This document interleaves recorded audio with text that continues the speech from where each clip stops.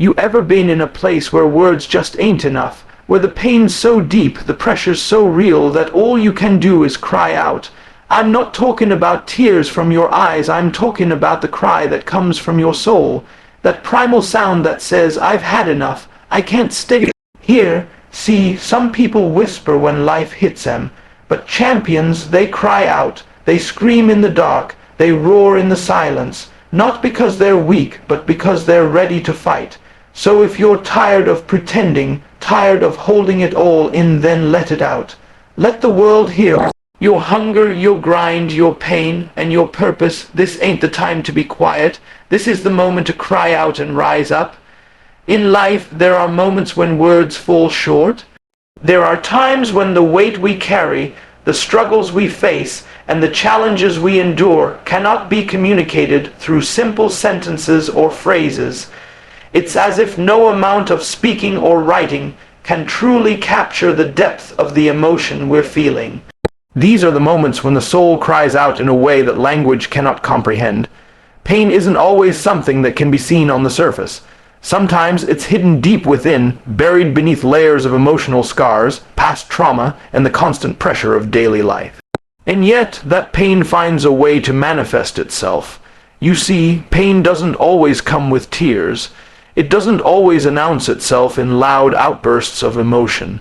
Sometimes it's quiet. It's a heaviness in the chest that you can't explain. It's the exhaustion that weighs on you after putting on a brave face day after day. It's the silent moments when you lie awake at night, unable to silence the thoughts that race through your mind. This is the kind of pain that refuses to be articulated in words.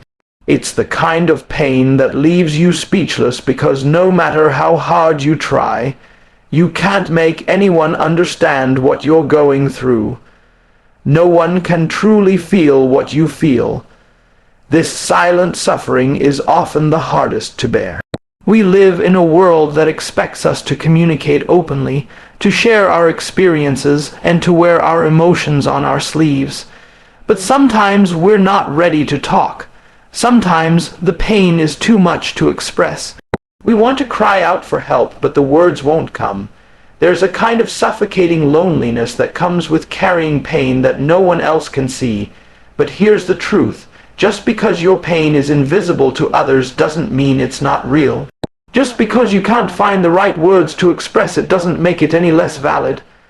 The fact that you're still here, still pushing through each day, speaks volumes. It's a testament to your strength, your resilience, and your ability to keep moving forward, even when it feels like your world is falling apart. The cry that comes from this unspoken pain is not one of weakness. It's a cry for release, a cry for freedom. It's an urgent call for change, a plea for transformation. This cry doesn't come from a place of giving up. It comes from a place of wanting to break free from the chains that have bound you for so long. It's a cry that says, I can't do this anymore, but I refuse to stay here. I refuse to let this pain define me. When we reach that point when words no longer suffice, that's when we find the true power of our soul. That's when we tap into a strength that transcends words, that defies logic, and that pushes us to take action. And when we finally let that cry out, when we stop holding it in, we give ourselves permission to heal, to grow, and to evolve. No one can truly understand the depths of your struggle, but that doesn't mean you are alone. The power of your unspoken pain lies in its ability to connect with others who have felt the same way. You might not have the words to express your pain, but there's someone out there who has felt it too. And when we share that unspoken pain, when we give it a voice, we begin the process of healing not just ourselves, but others as well. You see, there's a power in acknowledging pain, in recognizing it for what it is, and in accepting that it is a part of the journey. It's not something to be ashamed of or to hide. Pain, in all its forms, is a part of what makes us human, and while it may be difficult to speak about it, the first step in overcoming it is to acknowledge it, to let it out, to cry out not for sympathy but for strength, not to wallow in it, but to release it so that it doesn't control you any longer. There's an old saying that goes, what you resist persists. The more we try to ignore our pain, the more it controls us. The more we bottle it up, the more it festers inside, growing stronger and more destructive over time. But when we allow ourselves to feel it, when we allow ourselves to express it, we reclaim our power. We stop running from it, and instead we face it head on. And in that confrontation, we discover something incredible, that we are stronger than we ever thought possible. Unspoken pain is not something to fear. It is a reminder that we are alive, that we are human, and that we have the capacity to endure, but it's also a call to action. It's a reminder that we must not let pain define us. We must not let it silence us. Instead, we must find our voice, find our strength, and use that cry, that powerful soul, deep cry to propel us toward the life we deserve. You don't have to have all the answers. You don't have to have the perfect words to explain your pain. But you do need to acknowledge it. You do need to face it. And when you do, you'll find a power within you that can move mountains, overcome obstacles, and transform your life. There are moments in life when the depth of your struggle reaches a point where words simply can't articulate the overwhelming emotions inside. No matter how hard you try, there's no sentence, no phrase that can capture the chaos in your heart, the anguish in your mind, or the pain in your spirit. In these moments, the cry that rises within us is not the simple expression of sorrow or frustration. It is the cry of the soul itself. It is a deep, raw, and primal sound that reverberates from the core of our being. A call that transcends the limits of language and reaches into the very essence of who we are. When you feel this cry stir inside of you, it's not just the mind struggling to comprehend its surroundings or the body reacting to physical pain. It's your soul, the soul, that intangible, deeply rooted part of us that governs our true desires, our purpose, and our connection to the world around us. It's speaking. It's expressing everything that words cannot convey. This soul cry is not a fleeting feeling. It's not something that can be ignored or brushed aside. It's a cry that arises when you've reached the end of your strength, when you've fought with everything you've got, and yet you still feel as if you're stuck in a place of darkness. It's the cry of desperation, but it's also the cry of determination. This is the moment when your soul, recognizing that it cannot continue on this path any longer, rises up to demand change. It doesn't just want change, it requires change. It can no longer accept the status quo, the pain, or the limitation that has been imposed upon it. But unlike the fleeting moments of frustration where emotions are momentarily expressed, the soul's cry is deep and sustained. It doesn't just echo for a moment, then fade. It continues to linger within, stirring, calling, demanding attention. It's not content to remain silent. When your soul cries out, it's a force that demands to be heard. And the beauty of this cry is that it's not just a passive scream, it's the catalyst for transformation. The soul's cry is often a cry for freedom, freedom from the chains of fear, doubt, and self-imposed limitation. It's a cry for release from the burden of emotional and psychological weight, from the burdens we carry from past experiences, mistakes, and regrets. It's a cry for release from the grip of the things that hold us back from our true potential. This is not just a cry of weakness, this is a cry that signifies strength. A cry that says, I've been broken, but I am not defeated. I am ready to rise. We often don't realize just how much our souls are crying out for this kind of change. Our minds may get bogged down with daily responsibilities, societal expectations, and the opinions of others, but deep within, our souls continue to yearn for something more. It yearns for authenticity. It yearns for truth. It yearns for the freedom to be fully expressed without fear, to move beyond the limitations that have been set upon it, and to live in alignment with its true purpose. The soul cries because it knows that something greater is waiting, something more meaningful, something more fulfilling, and something more in tune with who you were truly meant to be. The cry of the soul often emerges in response to suffering. When we face intense adversity, our soul recognizes that we are being forced to evolve.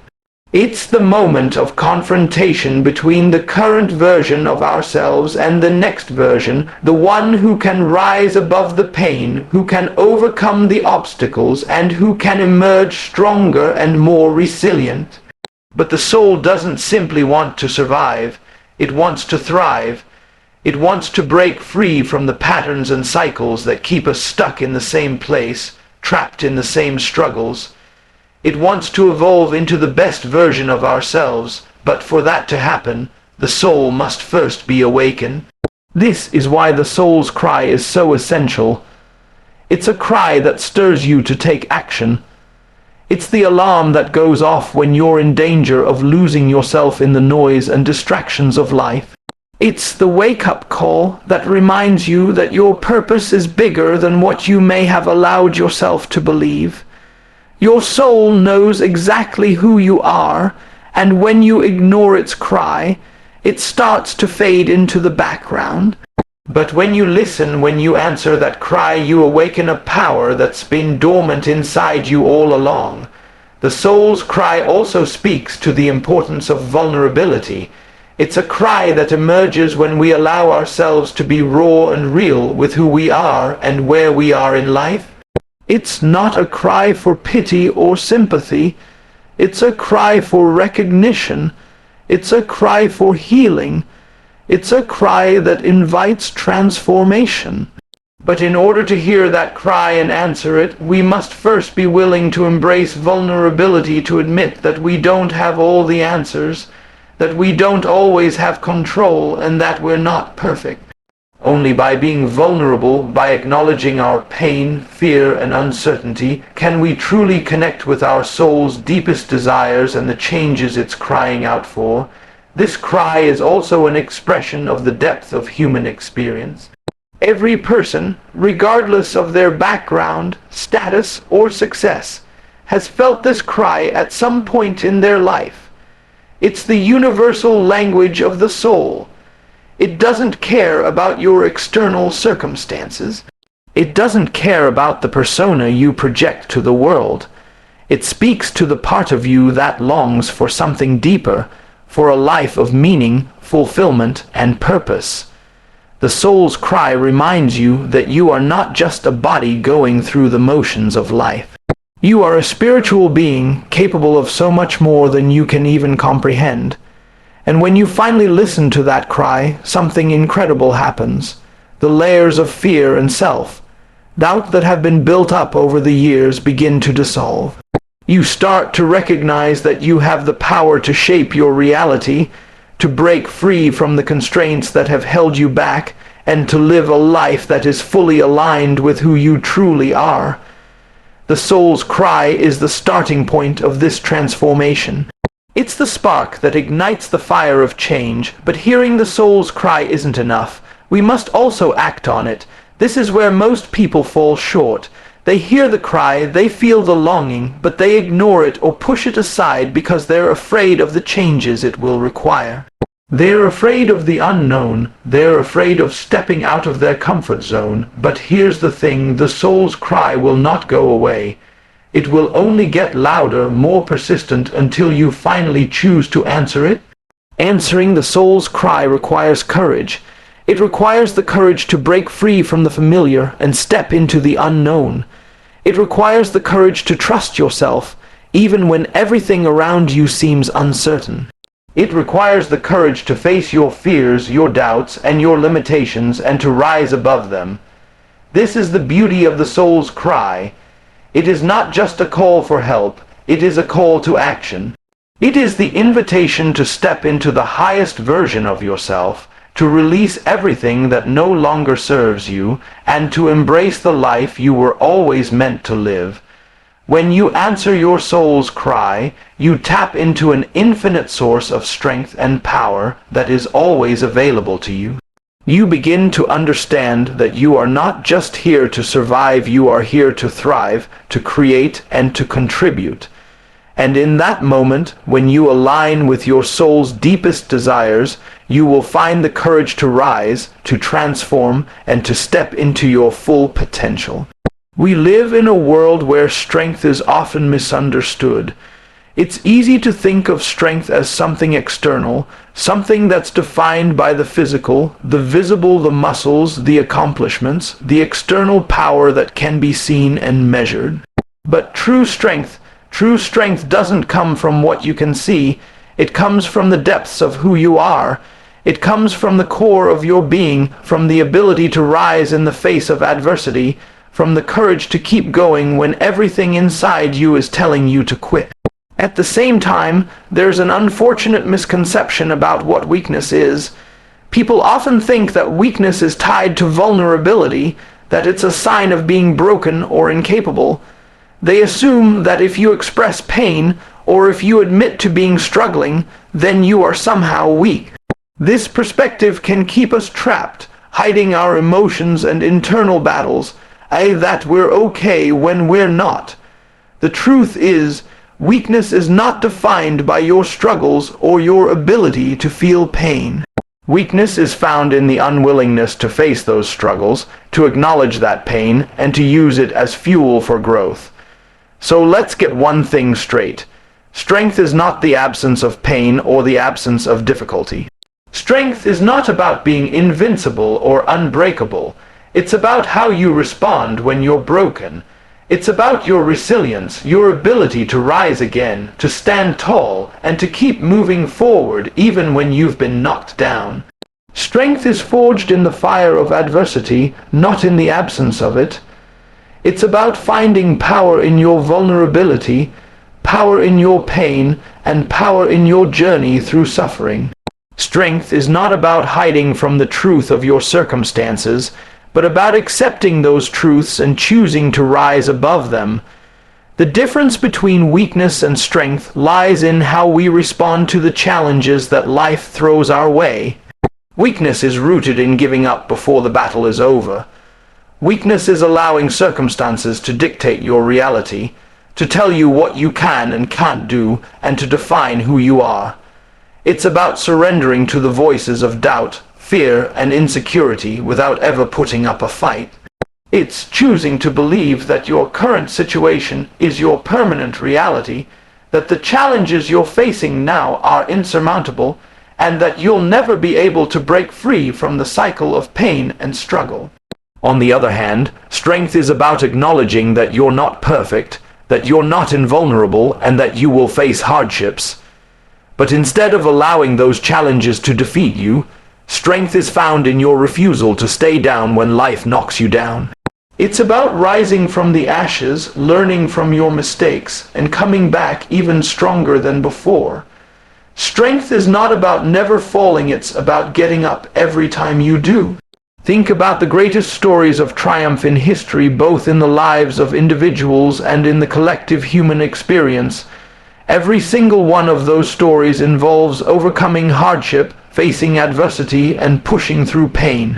The greatest achievements, the moments when humans have accomplished the impossible, have come after they endured the greatest suffering. In fact, it's often the people who have been through the hardest times who develop the most profound strength. It's in the furnace of adversity that we learn who we truly are and what we are capable of. But it's not enough to just endure hardship, we must learn to transform it. Strength is found in the ability to learn from adversity, to use it as fuel for growth, and to turn every challenge into an opportunity. Each obstacle that you face is a lesson, an invitation to level up, to become better, wiser, and stronger. Your struggles are not there to break you, they're there to build you. And the more you choose to rise above them, the more you choose to fight, the more strength you will develop. And here's the thing, strength doesn't always have to be loud. It doesn't have to be a show of power or force. Strength can be quiet. It can be subtle. It's found in those moments when no one is watching, when you're alone with your thoughts, battling your inner demons. It's the quiet determination to get back up when you feel like staying down. It's the decision to keep going even when the journey seems endless and even when you're exhausted. That quiet strength, that inner resolve, is just as powerful, if not more powerful, than any external display of force. The people who have the most remarkable strength are often those who have faced unimaginable pain, yet they continue to rise. They don't allow their pain to define them, and they don't allow their circumstances to dictate their potential. Strength is found in the decision to keep moving forward, even when everything inside of you wants to give up. And the more you choose strength, the more you become it. It's also important to understand that strength is not about fighting every battle alone. True strength is about knowing when to ask for help, when to lean on others, and when to embrace vulnerability. Strength comes in the ability to recognize that you don't have to carry everything on your own. Weakness, on the other hand, is often tied to isolation, to trying to face everything without ever allowing yourself to be vulnerable. It's in the willingness to admit that you need support that your true strength emerges. Real strength is about connection, about being able to reach out to others, and about allowing yourself to be helped when you need it. This is why vulnerability is so crucial to strength. There's nothing weak about allowing yourself to feel, to express your emotions, or to acknowledge your struggles. In fact, it takes an immense amount of strength to be vulnerable. Vulnerability requires courage to face your fears, your doubts, your insecurities. It takes strength to admit that you're hurting and that you need help. And it takes even more strength to open up to others, to allow yourself to be seen, and to trust that those around you will support you in your journey. So, the difference between weakness and strength lies in how we respond to our struggles. Weakness is not about experiencing pain, it's about letting that pain control you. Strength is not about avoiding difficulties, it's about confronting them, learning from them, and using them to propel you forward.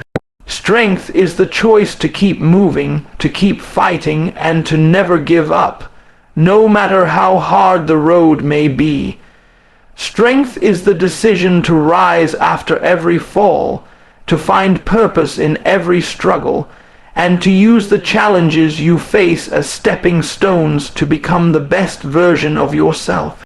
Weakness, on the other hand, is the refusal to even try, the resignation to pain and suffering without ever attempting to overcome them. In the end, it's not about avoiding hardship, but about how you handle it. True strength lies not in being invincible, but in knowing that no matter what happens, you have the power to overcome, to rise, and to keep moving forward.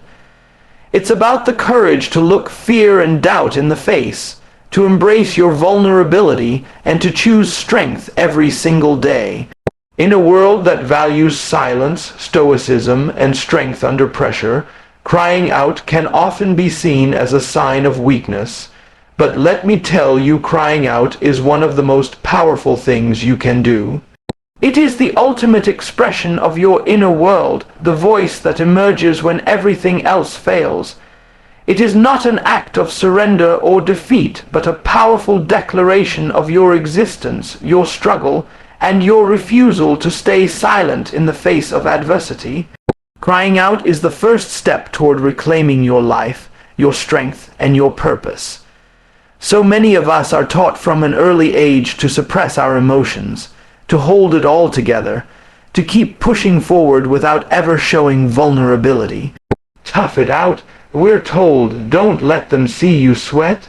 And while there is value in perseverance, in pushing through difficult moments, there is also great power in acknowledging when we've reached our limit, when we've been broken, when we can no longer go on without releasing what we've been holding in. There is immense power in the act of crying out, not as a sign of defeat, but as a powerful release, a transformation. But there's another layer to the power of crying out.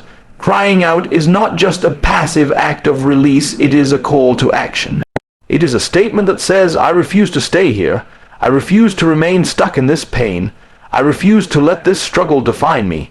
When you cry out, you are asserting your will, your desire for change. You are making it clear that you are ready to fight for your life, for your dreams, for your future. The cry is not a surrender to defeat. It is a declaration of your intent to overcome, to rise, and to transform. It's the moment when your soul connects with your inner power and says, I will not be held down anymore. One of the most important aspects of crying out is that it's often the first step toward reclaiming your life. It's the first step toward taking control of your circumstances, of refusing to let your past or your pain dictate your future. It's the moment when you decide that you will no longer be a passive participant in your own life. You will no longer allow your struggles to define you. You will no longer allow fear, doubt, or insecurity to hold you back. When you cry out, you are making a bold statement that you are ready to step into your power. And let's not forget that crying out is also an act of self-compassion. It's the moment when you stop pretending to be okay, when you stop ignoring the emotional and mental toll that life has taken on you. Crying out is the acknowledgement that you are human, that you have limits, and that it's okay to feel the full spectrum of emotions. It's a way of showing yourself kindness and understanding, a way of giving yourself permission to be imperfect, to feel pain, and to express it without judgment. This expanded key point 4 explores the true power of crying out not as a sign of weakness, but as a declaration of strength, vulnerability, and transformation. It discusses the importance of releasing pent-up emotions, finding strength in vulnerability, and using the act of crying out as a catalyst for personal growth and change. Let me know if you would like any further adjustments. In the end, the true power doesn't lie in staying silent or pretending to be invincible. The real power comes from the courage to cry out, to voice your struggles, to release the weight that you've been carrying for far too long.